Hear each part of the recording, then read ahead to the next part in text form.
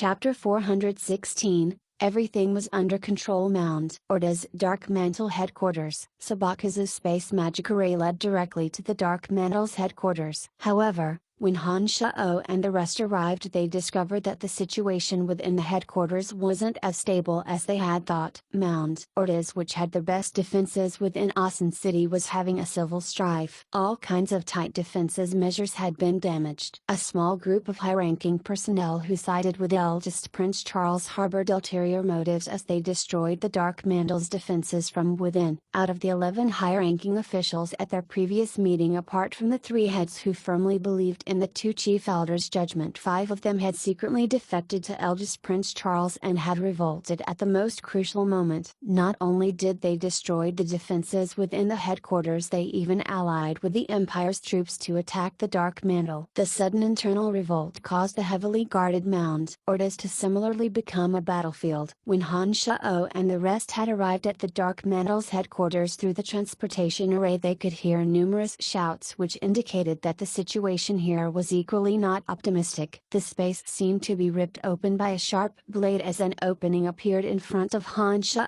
and the others. There are people who defected. Perhaps they think that Amos and the other 2 have held their position for too long and feel that they themselves should replace them. Space Sacred Magus Sabaka said with a vexed expression as he appeared. Under the effects of his demonic yuan energy, Hansha's wounds were still slowly shrinking and closing. Mystical demons cruised through the various passageways within the Dark Mantle headquarters, slowly projecting the situation here within his mind. There was a 5,000-strong army at the foot of the Mound Orders, which thoroughly surrounded the Dark Mantle headquarters. The 5 high-ranking members had joined hands with forces of Charles and Duke Ashburn and were currently attacking the Dark Mantle headquarters. This gang of 5 had destroyed all the defenses of the Dark Mantle at the beginning and were very familiar with the layout of the headquarters. Under their command, the battle advanced orderly. As the Lancelot Empire's king's hand in the darkness, even with the appearance of 5 traitors, the Dark Mantle was still able to withstand the attack by leveraging their geographical advantage over the enemy. It was clear that the members who had remained within the Dark Mantle headquarters were all genuine experts. Faced with the betrayal of former allies, the hatred in their hearts couldn't be suppressed. If not for the overwhelming number of enemies, they would have perhaps rushed out of Mound Orders and sliced the 5 traitors into 1,000 pieces. There are only 5,000 troops at the foot of the mountain, and it isn't a very large number. With our arrival, we should be able to eliminate them easily. Having surveyed the situation through his mystical demons, Hansha knitted his brows as he said to Sabaka. Sabaka was stunned and astonished by Hansha's ability to assess the general situation. As a master of space magic, Sabaka had gone to the surroundings to observe the situation while heading over so as to understand the forces surrounding Mound Orders. He didn't expect that Hansha, who had just arrived, to actually also work at the situation in the surroundings. Sabaka has heard much of Hansha's miracles from others, but he was clearly skeptical without witnessing it himself. Currently, when he heard Hansha's statement and took a closer look at Hansha, he noticed that the bleeding wounds on his face had completely healed without a trace. Grace's prophecy was right. The emergence of such an amazing person in the Empire would definitely bring a new dawn to Lancelot Empire's future. It looks like we should have a way out from this nasty situation, Sabaka thought. These men are soldiers of the Lancelot Empire, and they have no choice to attack Mound Orders due to the orders of Charles and Ashburn. As soldiers who only know to obey a superior's orders, they are not to blame. The fault lies with those who give them those orders. Sacred Sword Master Karl said before looking at Hansha and continued, therefore these men who are the backbone of the Lancelot Empire's strength cannot be sacrificed innocently. As the mystical demon surveyed the surroundings, Hansha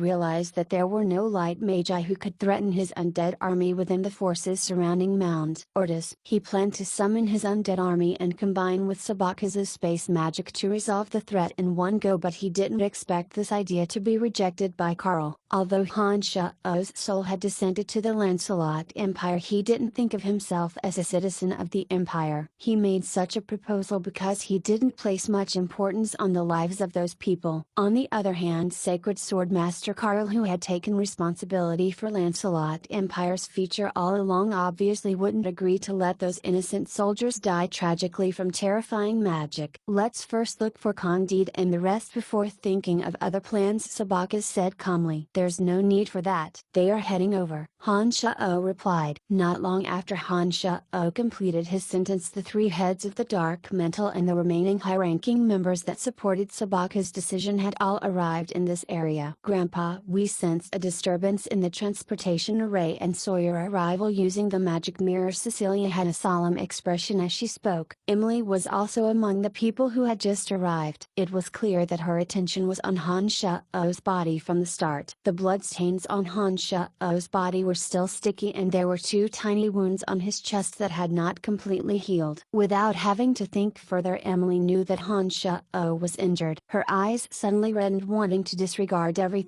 and lean on Hansha like Phoebe did, personally treat his wounds and ask him about his injuries. Unfortunately, she was well aware of her status and understood that doing so will only cause more trouble for Hansha.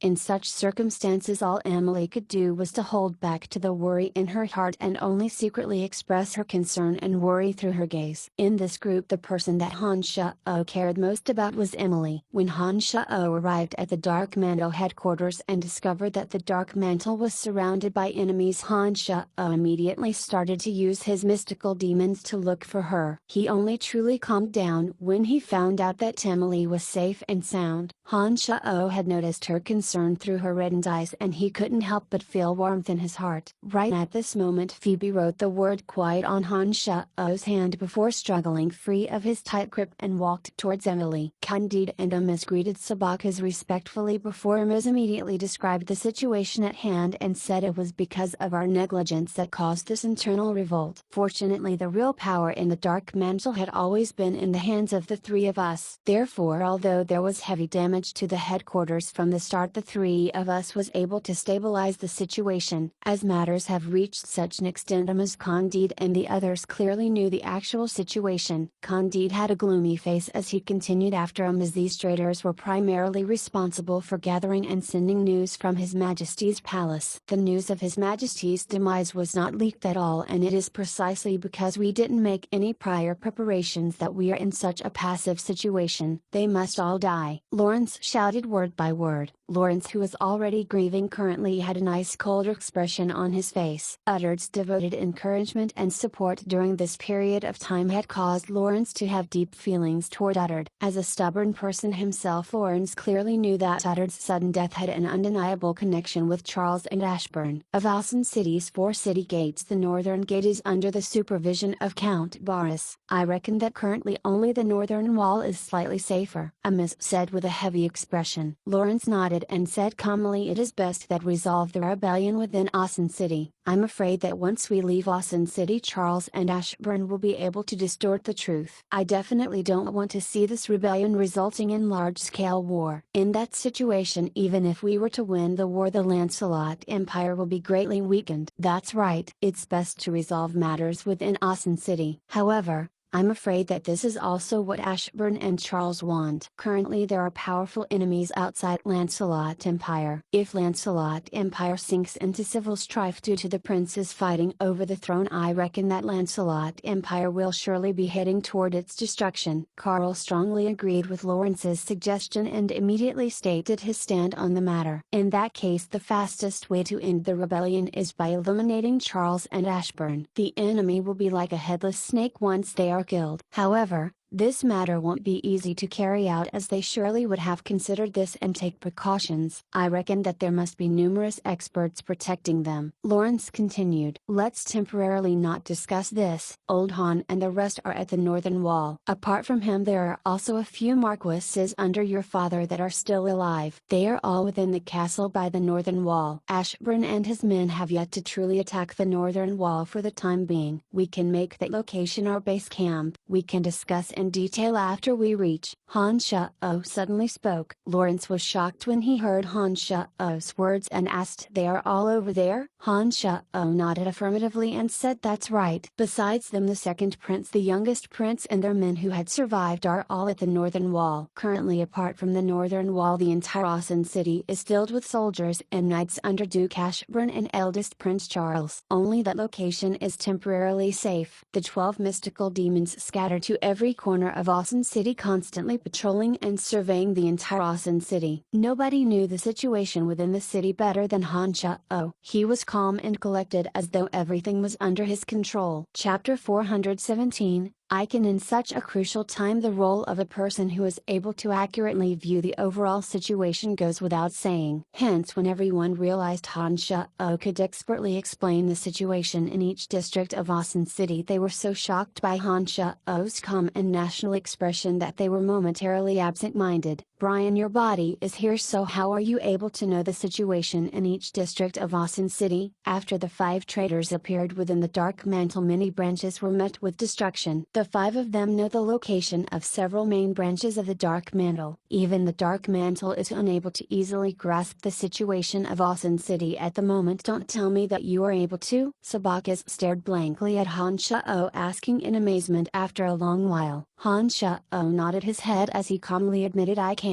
Hearing his reply, everyone's expression was a mix of surprise and delight, but clearly more delighted than surprised. If what Hansha said is true, Hansha would be able to achieve the intelligence gathering and monitoring that each branch of the Dark Mantle was originally responsible for by himself. In the current extremely chaotic Awesome City, if Hansha was truly able to understand clearly the situation in every area of Awesome City, everyone would be able to make the proper decision and seize an opportunity to turn around the current unfavorable situation. When the Dark Mantle's 3 heavyweights and the 2 sacred rank characters heard Hansha reply "Icon" so confidently, they were expressionless for a moment, so much so that they forgot about the many experts surrounding them on the outside. While the rest of them were ineffably shocked, Hansha seemed to think that they weren't surprised enough, continuing to say, "I am not only able to observe the situation in the 4 districts of Awesome City, even Ashburn and Charles' conversation, as well as the implementation and details of their every move, I am able to observe without missing out anything. As long as I want to, apart from a few areas that have deployed layers of barriers, as long as I'm given a bit of time, I am able to clearly observe any area in Awesome City and be aware of what they are doing or saying. I'm speaking the truth." For example, currently Ashburn and Charles are gathered together discussing how to capture the northern city district. They say that among Count Boris' men there's an officer named Bishop who is actually one of their men. What's wrong? While Hansha was speaking, he suddenly discovered that everyone by his side was looking dull as they stared blankly at himself, hence he couldn't help but ask in bafflement, Are you God?" Dark Grand Magus Crowley, who had previously lost to Hansha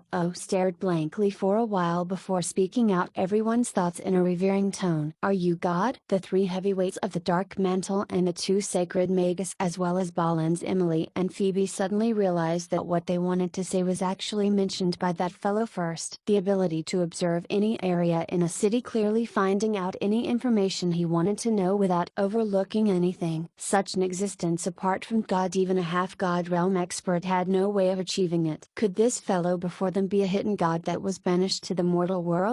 Harboring this sort of doubt, everyone's vision was uniformly fixed on Hansha as they waited anxiously for Hansha to explain. Hansha naturally wasn't stupid. His temporary puzzlement was swept aside by Crowley's "Are you God?" Immediately understanding what his omnipresent 12 mystical demons meant to the people of this world. "No, this is a special use that supplements the martial technique I train in. It's nothing amazing." "Oh, that's right, Balins, I will impart this martial technique to you after some time. At that time you will understand what is going on," Hansha explained hastily. When Balins, who had a blank expression, heard Hansha's sentence, he almost fainted in happiness. Luckily Balins had not lived for so long in vain. He hastily stabilized his disturbed mood, trembling as he said, "Thank you, Senior, thank you, Senior." Everyone's envious expression was fixed on the excited Balins in a split second. Even the calm sacred sword master Karl had the slightest of envy envy toward Balan's. He felt that Balan's foresight was so vicious, actually finding such a mystical senior. I want to learn too. Phoebe's eyes were fixed on Hansha as she said bluntly. Hansha was slightly distracted, shooting a glance at Phoebe. He sighed and said in feigned seriousness, our sex secrets cannot be passed to outsiders, not even to our wives. However, Hansha was actually thinking inwardly that since she had a request from him, he had to seize it properly and not agree rashly. At the very least, he had to let her know her place. Phoebe, don't cause a scene.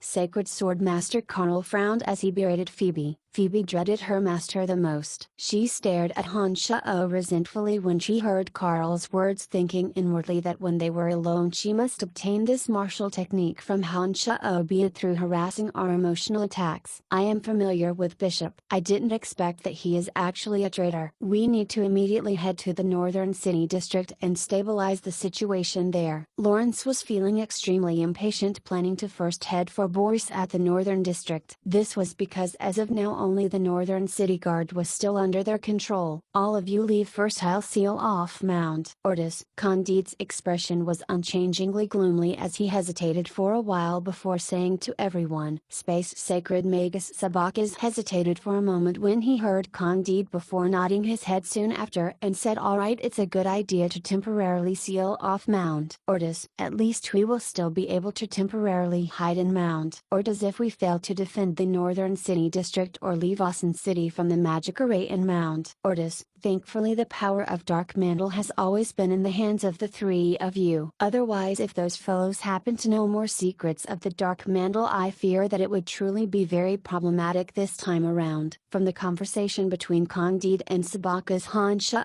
realized that the Dark Mantle was still hiding many secrets. Even the idea of sealing the mountain was new to Hansha. However, it seems like the entire Mound Orders should be able to be sealed off. The two of them mentioned that the Dark Mantle headquarters could still be the last stronghold after sealing off the mountain, indicating that the safety of Mound Orders after sealing it off need not be doubted. Candide will temporarily leave this area to you. This is my token. Amos held the token that represented his status and passed it to Candide. Be careful. Cecilia was solemn as she also passed the token that represented her status over to Candide. To seal Mound Orders, the identity tokens of all three heavyweights are needed. Once Mound Orders is sealed, every entrance and all magical arrays would be sealed. Apart from the few of us, anyone else who doesn't know the method would be unable to freely enter and exit Mound Orders. Amos explained to Hansha, Lawrence and the others. This secret was something even Hansha didn't know. When Hansha looked toward Emily, he realized that Emily was similarly puzzled. After observing everyone else, Hansha realized that even though there were many high-ranked personnel of the Dark Mantle here, he reckoned that the only people who actually knew this secret were the three heavyweights and Chief Elder Sabakas. It seems that as the Empire's largest and most formidable organization, the secrets hidden by the Dark Mantle ought to not only be as sporadic as it appeared to everyone. The sealing of the entire Mound Orders was most likely just the tip of the iceberg. After Amos finished explaining, everyone made the prompt decision to utilize the existing magic array here to directly reach the Dark Mantle branch at the Northern City District before Candide sealed off Mound Orders. The Northern District had similarly suffered from attacks. Hansha's mansion was in this area. However, as compared to the other districts, the Northern District was still considered safe. Those that had attacked Hansha's mansion, regardless of whether they ultimately succeeded, had left the Northern City District before the Northern City Army's Night Regiment were able to arrive. When they reached Count Boris' castle, the people who supported Lawrence had all gathered. As Hansha was able to clearly observe the layout of Ashburn and Charles' troops and also know the details of their next actions, Hansha had become the most important person here. With Hansha's description, the distribution of Ashburn and the eldest prince's troops, the secret operations of every noble, the current situation within the imperial palace, the movements of the other two princes were known without omission by everyone. With all the chaos within Austin City, the extent of benefits of having Hansha, who was able to observe the entire situation clearly, was reflected very quickly. Under Hansha's directions for 2 days in a row, 12 traders headed by Bishop within the Northern northern city guard were all executed. Some lucky surviving nobles who opposed Ashburn were sent by sacred Magus Sabacas one after another into the castle. 2 attacks by Ashburn and the rest were ambushed by traps that were deployed in advance, with their head being killed on the spot. Leveraging on Hansha's existence, Lawrence Oldhan and other military strategists skillfully utilized the power they held to firmly defend the northern city district in such disadvantageous circumstances. Furthermore, they slowly accumulated their strength, forming the only force that was able to threaten Ashburn and Charles' power within Austin City. However, the superiority of Ashburn, Charles and the others were too great. Currently 4 out of the 5 districts of Austin City were under their control. The forces under them was also 4 times that of Lawrence and the others. The small victories by the Northern City Guard appeared to be insufficient in reversing the overall situation. On the 3rd day of everyone worriedly pondering how to solve this problem, Hansha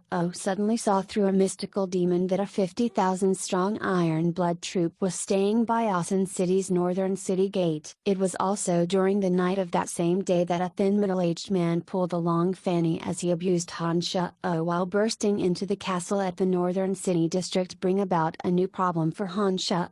Chapter 418 Tripartite talks. Get that brat Brian out here, a thin middle-aged man swore and shouted, dragging along a reluctant Fanny as they burst into the castle. The guards stationed along the heavily guarded pathways seemed to recognize this thin middle-aged man. Everyone frowned and was worried, but surprisingly none of them dared to stop him. Due to Hansha's stunning ability during the last 3 days, he had gained an exquisitely high status. Even in Austin City it was exceedingly rare to find someone who dared to abuse a noble so unbridled. A few soldiers who couldn't identify this man were extremely furious, but suddenly quietened down after the veterans succinctly explained, their expression filled with hints of reverence when they looked at this man again. The loud curses were clearly audible from the assembly room at the 3rd floor of the castle where Hansha and his party were gathered. Old Han bore a CV sacred sword, Master Carl sacred Magus Sabacas, as well as Amiss and the others from the Dark Mantle smiled bitterly when they heard that voice. Lawrence, Miss and those who know what was going on suddenly glanced at Hansha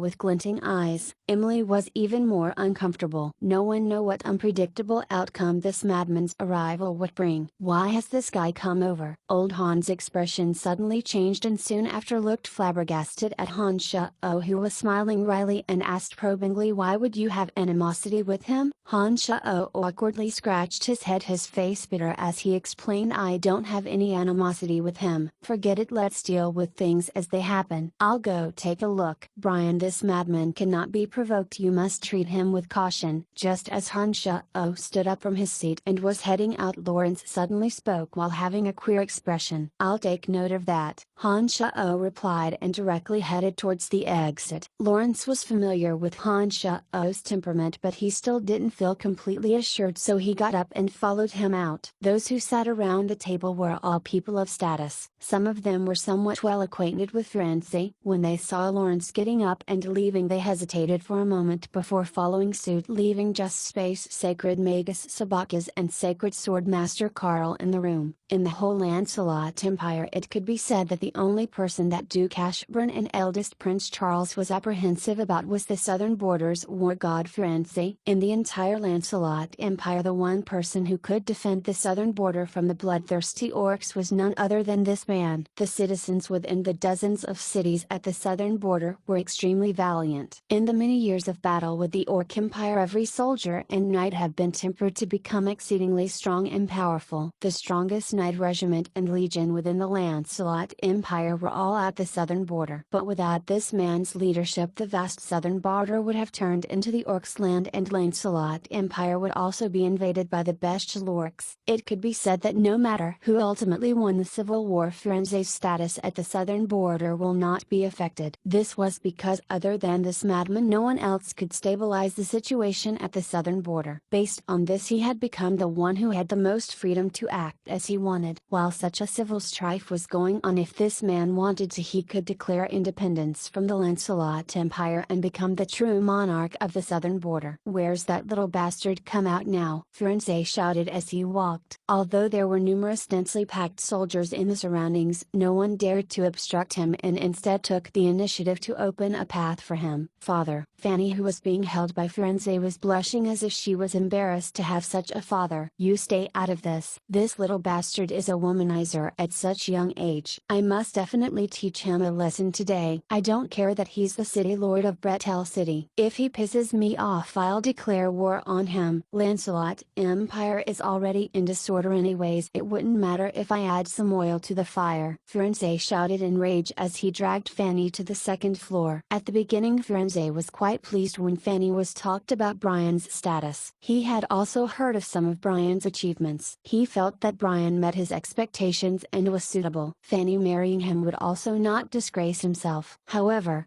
Firenze was unhappy that Brian stood him up multiple times. This time he had obviously come to Awesome City, but Brian still did not take the initiative to pay his respects. This caused Firenze to feel angry. However, he was still able to accept it reluctantly as he understood that Awesome City wasn't in a good situation. However, when he started using his own power to find out more about Hansha, he suddenly realized that Hansha was actually a couple with Boost Merchant Alliance's Phoebe. This news was shocking to Firenze, who was far away from Awesome City. When he was aware of this matter, Firenze immediately thought that Hansha had cheated his daughter's feelings. He had nearly charged to Hansha's mansion and caused a scene. However, he managed to resist the urge and instead went to interrogate Fanny. He discovered that not only did Fanny know about Hansha's sinful acts, she had actually still coyly say that she was fine with it. Fanny's conformist thoughts almost caused Firenze to faint in anger. When Fanny courageously said that apart from Phoebe, Hansha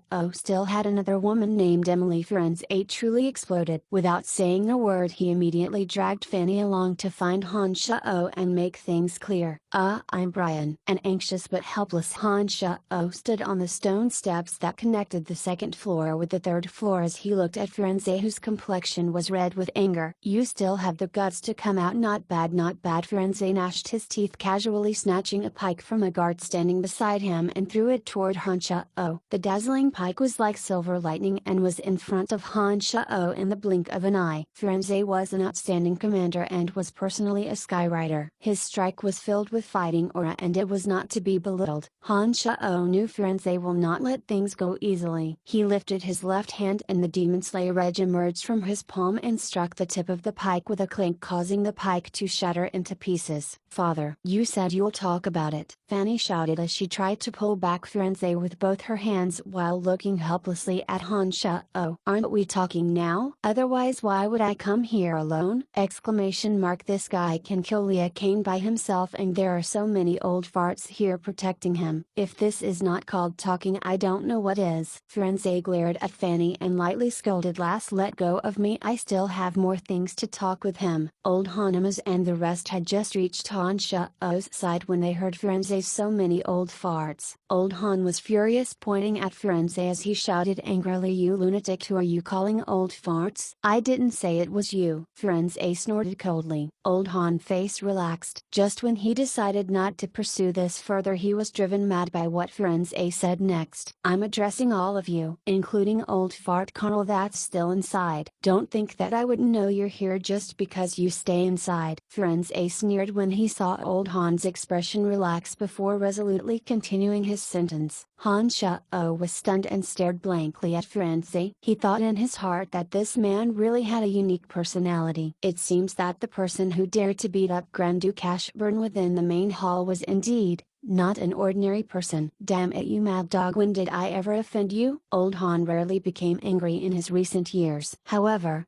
he was so angered as soon as he met with Firenze that he threw a vulgar remark. "Your daughter-in-law seduced my daughter's man, and Carl's apprentice also snatched my daughter's man. Damn it, are you all bullying me because I'm far away at the southern border?" Firenze was indeed A madman, as old Han described cursing anyone he got his hands on. When he said that, Emily's pretty face turned deathly white. Hansha also trembled inwardly, thinking to himself that the situation was going downhill. Sure enough, old Han's expression suddenly sank. He gave Firenze a cold frosty gaze and asked, "What do you mean? Please make yourself clear. If you dare to randomly slander my family's name and reputation, I'll pursue this with my entire life." Sacred Sword Master Carl and Sabakas had walked out at an unknown time and heard the conversation too. Carl glowered at Firenze and shouted loudly, "What the hell do you want? The Empire is in chaos and we have no time for your nonsense. This brat is in a relationship with Phoebe and Emily but still dared to go after my daughter. Don't you all know about it?" Firenze didn't fear the rage of old Han and Carl. He sneered as he paused, as though he had not caused enough chaos. He then added coldly, "I will definitely pursue this matter till the end. As long as it's not settled, the civil strife within the Empire has nothing to do with me. Do whatever you guys want. Whoever lives or dies is none of my business. HMPH, even if Lancelot Empire was finished, I will not let anyone bully my daughter. If the few of you want to play, I'll accompany you until the end." When he finished, everyone's gaze was on Hansha, Fanny, Emily and Phoebe. Old Han and Carl's expressions turned ashen. On one hand they were dumbfounded by the sudden revelation, and the other they were shocked by Firenze's reckless words. To old Han and Carl, their whole life had been dedicated to the Lancelot Empire. To them the only thing they truly cared about was the future of Lancelot Empire. They could never be like the lunatic Firenze and disregard Lancelot Empire's survival. "Emily, is what he said true?" Old Han was somewhat embarrassed as he asked a pitiful-looking Emily who looked as though she was going to cry. Chapter 419, I'm willing. As matters stand, it simply could no longer be concealed. Hansha didn't expect that at such a crucial time they were actually placed in such a situation. Emily's eyes watered. Being exposed in front of so many people was completely out of her expectations. At this moment the feeling of bitterness, misery, helplessness, fear and many other feelings swarmed her, causing Emily's inferior heart to be severely hurt. Tears uncontrollably flowed down her tender face. "It's true," unexpectedly Hansha replied coldly before Emily could respond. When everyone's gaze turned toward Hansha, he released the hand of Phoebe, whose face was pale as she looked at him directly, walking toward the crying Emily and holding Emily's hand tightly in front of everyone. His face was gloomy as he slowly observed everyone and said, "What he said is the truth. Emily is my woman. However, I was the one who pursued her bitterly. There's nothing to do with anyone else." Old Han's face became ashen, glaring at Hansha and Emily in anger as he said, "Good, very good. I never would have thought that our Betteridge family would actually produce such a scandal. I apologize on behalf of my sister. However,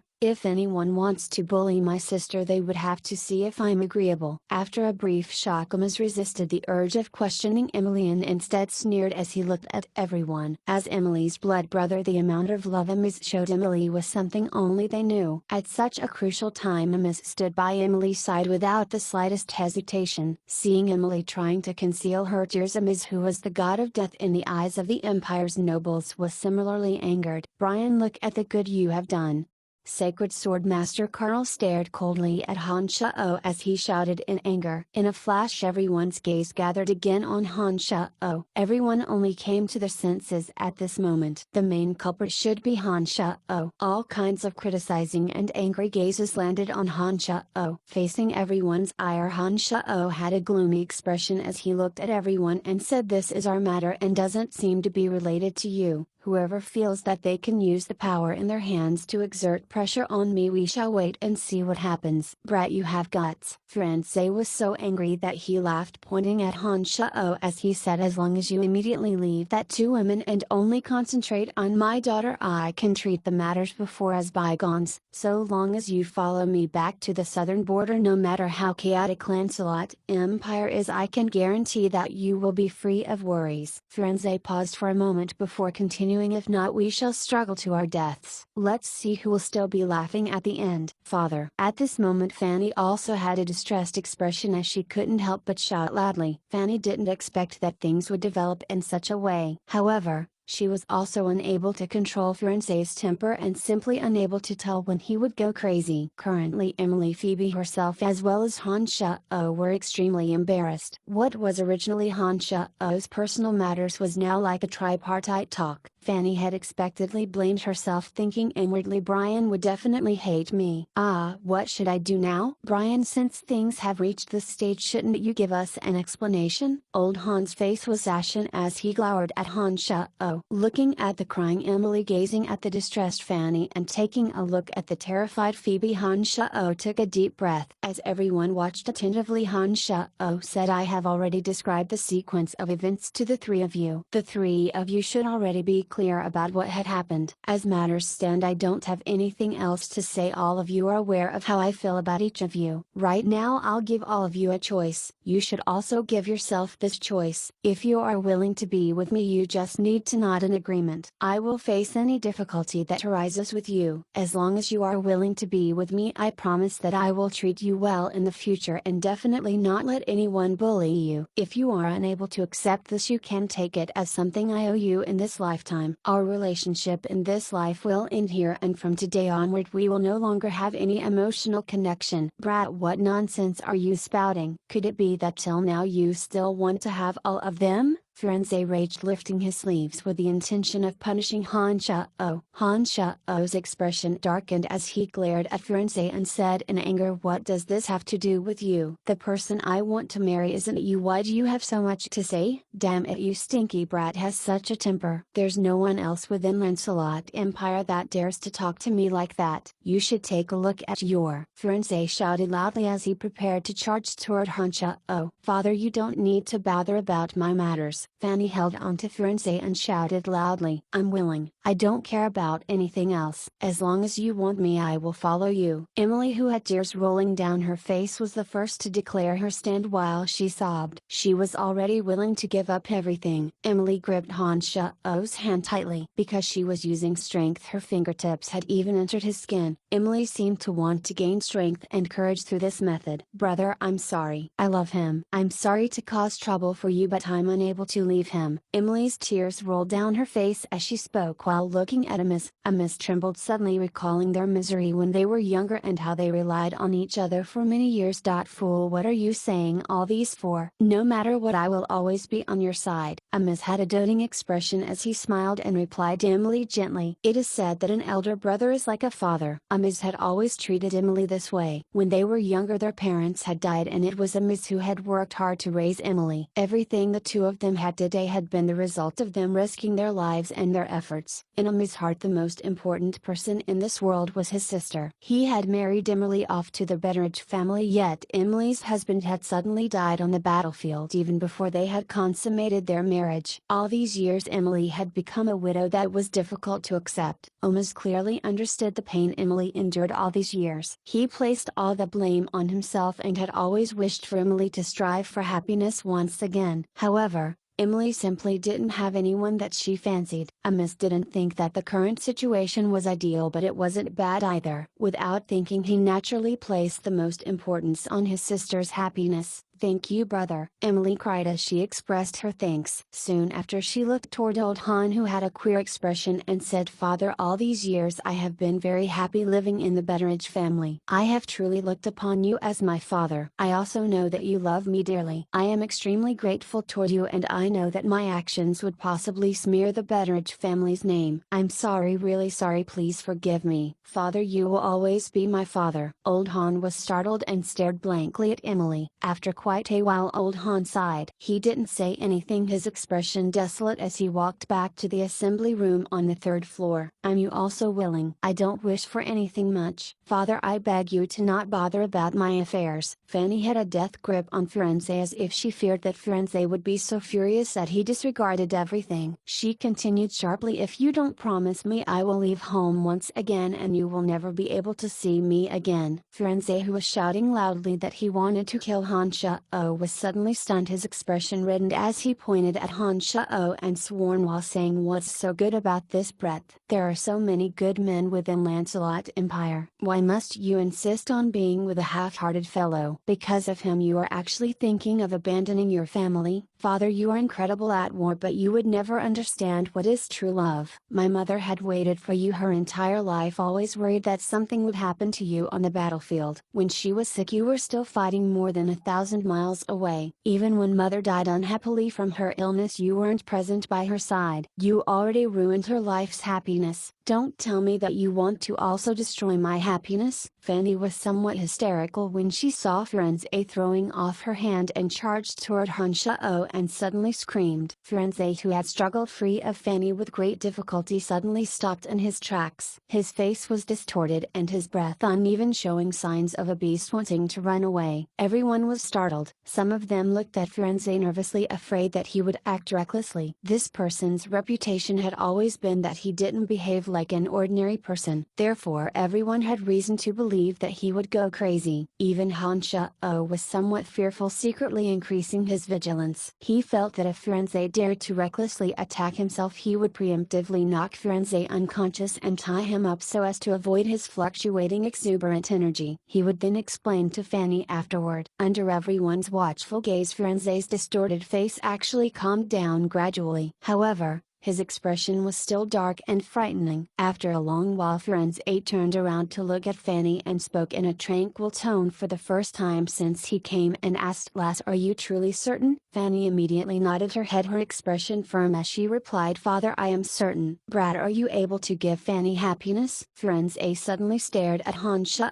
and inquired word by word. "As long as I am alive no one can bully her." Hansha raised his hand and pledged while having a serene expression. Chapter 420, I'm unwilling to part with you, Father. Fanny silently walked to Firenze's side, her eyes filled with expectation as she gazed at him and spoke softly. Firenze stared blankly at Hansha for a long time before suddenly shaking his head as he sighed and said, "Forget it, since you insist I wouldn't obstruct you." "Thank you, Father." Fanny had a delighted expression as she then gazed at Hansha lovingly. Hansha also sighed in relief as he nodded toward Fanny. He then bowed in salute to Firenze and said, "I will give her happiness, I promise." HMPH, you have so many women yet still dare to say you will give her happiness. If you bully my daughter I don't care who you are, I'll definitely go all out to settle the debt. Firenze didn't give any face to Hansha as he shouted coldly in response. Hansha smiled bitterly without responding. He hesitated for a while before casting his gaze toward Phoebe. Of the three women Phoebe had the most unyielding personality and was the most independent. Currently Fanny and Emily had already stated their stand and only the pale-faced Phoebe was left. Phoebe looked as if she had suffered a large stimulus. Her originally delicate face had become exceedingly white as she stared in a daze at Hansha without saying a word, as if she had suddenly become a fool. By Phoebe's side Lawrence suddenly coughed and pulled Phoebe's sleeve in passing, reminding the distracted Phoebe to not hesitate any longer. Phoebe suddenly came to her senses, struggling repeatedly in her heart. She recalled many past events which she had gone through with Hansha, the uncertainty when they assassinated her rival together in the Boost Merchant Guild, the sweetness when they were escaping together, thinking of Hansha's care for her, even presenting the divine weapon Starry Sky as a gift without hesitation. These warm scenes were like snares of love. When Phoebe thought of these moments they bound her even more tightly, causing her to feel stifled. However, as a strong independent woman Phoebe never had the intention of sharing a man with others. She had shown great determination to understand the details of the situation for Emily's matter previously before she finally forgave Hansha for running amok. However, Fanny's situation was somewhat different from Emily's. The way Hansha's treated Fanny also caused her to realize how strong the love was between the two of them. Furthermore, Fanny had a superior upbringing and family background. All of these added together clearly caused Phoebe to somewhat be unable to accept the situation. Hansha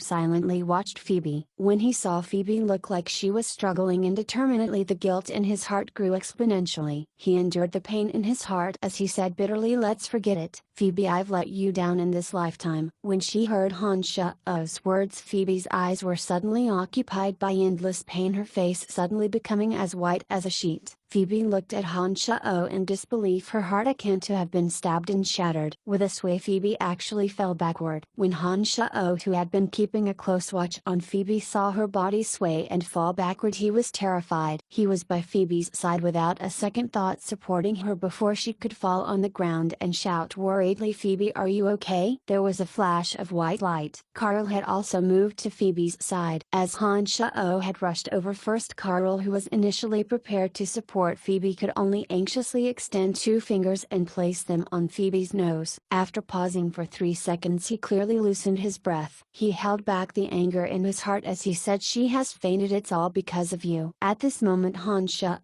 didn't have the energy to argue with Carl. When he heard Carl say that Phoebe had simply fainted, his heart calmed. He then placed his right hand on Phoebe's back and circulate demonic yuan energy into her body. The sorrowful and heartbroken Phoebe felt a comfortable warmth in the middle of her back and slowly came to. Soon after, when she saw Hansha's worried expression, immediately as she opened her eyes, she only felt a myriad of emotions entering her heart at the same time. She could no longer pretend to be strong, and her tears suddenly flowed like a fountain as she cried bitterly at the top of her voice. As two fists bombarded Hansha's chest like raindrops, Phoebe scolded as she hit him, "You heartless scoundrel, you actually dare to say those words to me? You've swindled away my life's happiness, and now you still want to stand aside and do nothing. Do you actually have a conscience?" There were constant pounding sounds as Phoebe hit Hansha's chest, his expression filled with pain. As he looked at Phoebe, who was bawling in his embrace, Hansha similarly felt extremely distressed. However, Hansha really didn't know what to say to console Phoebe at this moment and could only repeatedly say, "I'm sorry." Phoebe had never lost control of herself like she did today. No matter what difficulties she came across, she would never be as weak as she was today. Furthermore, there were so many elders and officials present here. With Phoebe's character, it was even more unlikely that she would reveal signs of weakness. However, when Hansha said the words, "Let's forget it," Phoebe felt as though the sky had collapsed. The world seemed to turn gray in a split second, no longer having any color. That piercing pain destroyed all of Phoebe's pretense, causing her to feel as though she was beaten black and blue. Emily and Fanny's line of sight had never left Hansha from the beginning. When they saw Phoebe pounding her fists repeatedly on Hansha's chest, they both felt incessantly distressed, fearing that Phoebe would not know what's important and injure Hansha. Everyone observing by the side had different expressions as they looked at Hansha and the three women, not knowing what they should say. They actually wanted to interfere in this matter, but unfortunately they weren't able to make the decision in this situation and could only look on helplessly as the unorthodox situation developed in a way they totally couldn't explain. That's great. Brian truly has his ways." The happiest person in the crowd was definitely Lawrence, who felt ecstatic by the way things turned out. Hansha and the three women represented 4 different powers. If they become hostile toward each other, Lawrence would definitely not have any hope of ascending the throne. During this period of time, Lawrence felt as though he was sitting on pins and needles and was more nervous than anyone else. He was truly afraid that the 4 parties would recklessly cause enormous disturbances, destroying all of his hopes. Even now Phoebe was still crying loudly as she leaned into Hansha's embrace. Lawrence was finally able to truly relax. He knew in his heart that although none of the 3 parties were pleased with this outcome due to the 3 women's insistence, none of them were able to change this favorable situation. "I'm sorry." Hansha embraced Phoebe, repeating the same words as before. Weary from both hitting and scolding Hansha, Phoebe gradually suppressed the pain in her heart, wiping the never-ending tears from her eyes, and fiercely glared at Hansha and said, "In this lifetime you can forget about trying to abandon me. If you dare to do such a thing, I'll kill you and then commit suicide. So long as you are willing to be with me, why would I be willing to part with you?" Hansha looked at Phoebe and said with deep emotion, "We are already like this, how can I not be with you? You scoundrel, you heartless creature." Phoebe felt indignant once again, sending a fist toward Hansha's chest. When he heard what Phoebe said, Carl's expression changed, clearly understanding the hidden meaning within Phoebe's words. The people around them were all cunning fellows, and when they heard Phoebe divulge such information, they were able to grasp the crucial point in a flash. Their eyes flickered as they shifted their gaze between Hansha and the three women. When Hansha saw the gazes of these people, he immediately understood. Surprisingly, Hansha's thick-skinned face turned red as he coughed dryly. Phoebe, Emily and Fanny gradually understood somewhat. Under the strange gazes from everyone, all of them started to blush. Phoebe inwardly scolded herself for blabbing. Unfortunately, this wasn't the time to try and explain herself, and she momentarily became shy and embarrassed, not knowing what she should do. As the three women had all taken a rebirth pill, their skin was all fair and glossy, delicate like water. Among them, as Emily and Phoebe had received Hansha's nourishment, their bodies faintly had a hint of charm and maturity. If one looked seriously, they were indeed somewhat different from Fanny. Forget it, let's forget about it. She had been disappointing to having given her body to this breath. What else can I say? Sacred Sword Master Carl sighed in his heart, staring distractedly at Phoebe for a while before finally saying, let's let it be. You have grown up. I am unable to control you anyways. Master, Phoebe cried out softly, continuing to say, Master, I'm sorry. I've caused you to be disappointed. Hi. Space Sacred Magus Sabakis sighed. When he saw everyone look at him in puzzlement, he smiled and said, it is most appropriate that the youngsters handled their own matters. We have all grown older. How can we restrict them on every matter? Presently Lancelot Empire is suffering from internal trouble and outside aggression, and is precisely in its most challenging situation. Everyone here is the backbone of the Empire. What we should be doing now should be resolving the Empire's problems. As Sabakis was a senior with good moral standing and reputation within the Empire, even that madman Firenze somewhat respected him. Now that he had spoken, everyone was resentful but didn't say anything else. As the protector of Lancelot Empire, Carl naturally wouldn't be like Firenze and disregard the survival of the Empire. When he heard what Sabakis said, he gradually calmed down and was in deep thought, not saying a word. Sabakis paused for a moment. Seeing that everyone still seemed to show him respect, he loosened a breath. Just as he was about to seize the opportunity and let all parties reconcile, Hansha suddenly creased his eyebrows and said, Ashburn and eldest Prince Charles have personally led their troops and are headed for the northern city district. It looks like they intend to settle the situation of the entire Lancelot Empire in one battle.